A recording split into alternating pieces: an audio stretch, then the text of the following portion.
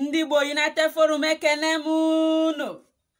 Onye na-ekele unu bụ Nwada Adegara Nsukka ndị be anyị dejeno. Aha m bụ Nwada Emmanuel Blessing Chidebere. Aha ọzọ eji mara m bụ Adegara Nsukka. Abụ m onye Unada nke dị n'okpuru ọchịchị Gbeze South Local Government Area n'Enugu State. Agara m akwụkwọ na College of Detectives Investigations and Legal Studies Nigeria. Ana m ama mbem n'olu Igbo Nsukka be anyị ka anyị na-akpọ Iwegara. Ọ bụ ụzọ m si akwalite omenala Igbo ndị be anyị.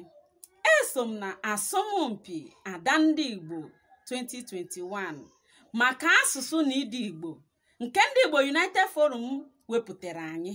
Ọ bụ ụzọ ha si akwalite asụsụ na omenala Igbo maka na asụsụ anyị agaghị ala, omenala Igbo agaghị ala maka na omenala abụghị ihe ọjọọ. Asụsụ Igbo ga-adịgide, omenala anyị ga-adị ka eche maka na eche adị agwụ agwụ. Ya mere m ji arịọ ndị Igbo ọma njem ọnụ kwadonu m ka anyị were asụsụ anyị, were omenala anyị gaa mba dị iche iche, gaa ụwa niile gba gburugburu ka ụwa matakwanụ nwere omenala dịka omenala Igbo. Omenala anyị ga-adịgide maka na Igbo amaka, Igbo dị ụsọ.